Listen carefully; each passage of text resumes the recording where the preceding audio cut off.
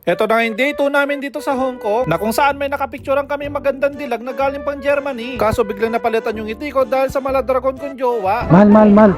Pinipicturean model, oh. Wow, very beautiful. Anong beautiful, very beautiful. Deng, grabe yung ngiti ni Iso. Lumalapit yung ano eh. Yung grasya. Oo. Kunyetan, pag sabang babae, bait-bait sa akin, hindi. Papaamoy ng paa. Kaya pala kanina ko pa may naamoy yun. Amoy daga, no? Ngayong araw nga ipupunta kami ng Victoria Peak. Pero bago yun, kakain muna kami dito sa Cafe de Coral. Mahirap kasing gumala nang walang laman ng tiyan. Lalong-lalo na wala pa kaming breakfast at lunch. Ito pala yung mga pagkain na in-order namin. Itsura pa lang talaga masarap na. Grabe nga naman yung pagpunta namin dito sa Hong Kong dahil napakaraming tao. Paano ba naman kasi Chinese New Year pala ngayon? Kaya napakaraming turista ngayon ang nandito. Sumakay nga pala kami ng MTR dito sa Tsim Sha Tsui papuntang Central. At dumaan nga pala kami dito sa sinasabi nilang Blackman. At alam nyo ba, tuwing linggo punong-puno dito ng mga kababayan natin mga Pilipino. Shoutout nga din pala sa mga nakakilala at nagpa-picture sa amin. Kaya nilubos-lubos ko na, gumawa na rin kami ng content ni Rhea. Nadaanan din pala namin itong mga OFW na nagbabahay-bahayan. Hindi lang ako sigurado kung mga Pinoy sila o mga Indonesian. The peak talaga, the peak season.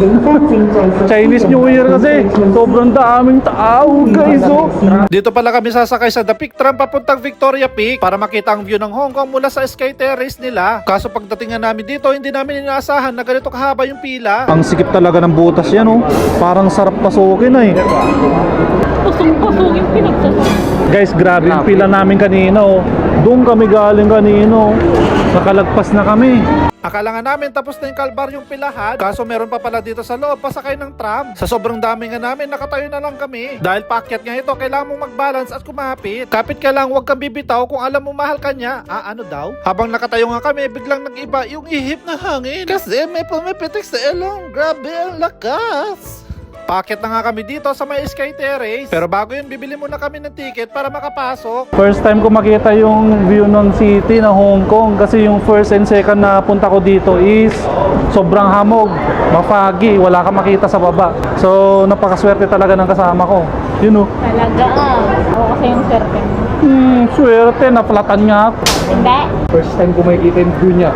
Oh? Oo. First time mo kasi. First time ko dito eh. Ganun pala yun. Ang presyo nga ng ticket ay nagkakahalaga ng $80. Sulit naman yung bayad mo kasi ganito yung view ang makikita mo mula dito sa taas. Baby, Lingon. Dancing in the dark. Grabe guys, ang ganda ng view. Hindi ikaw. Ganda. Mahal.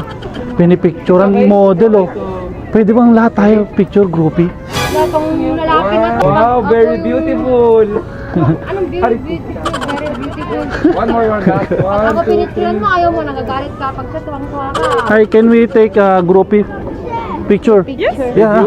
Yeah. Wait. Yeah. Okay. You're in the middle. Okay. 1, 2, 3. Okay. One more. 1, 2, 3.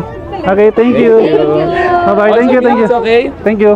Maganda niya, no? Gusto kong ganun, maputi. Punta ka sa kanya. Hindi, maputi yung damit. Gusto ko maputi yung damit. Dahil nga naingit ako kay Andy Padjak, nagpa-picture rin ako sa kanya ng kabilang. Akala ko nga okay lang dito kay Rhea, kaso hindi pala. Kaso parang nabuhay na naman yung maladragon niyang pagkatao. Aray mo, paka. Suggest nga kayo kung ano pwede kong ipainom dito sa alaga kong dragon. Deng, grabe yung ngiti ni Iso. Lumalapit yung ano eh. Yung grasya. Oo. Kunyetan, pag sabang babae, bait-bait sa akin, hindi. Pero nangyayari dito sa isa? Ano bang nangyayari dito sa kasama mo? Ano ba yan? Papaamoy ng paa. Kaya pala kanina ko pa may naamoy. Amoy daga, no? Kainin ka.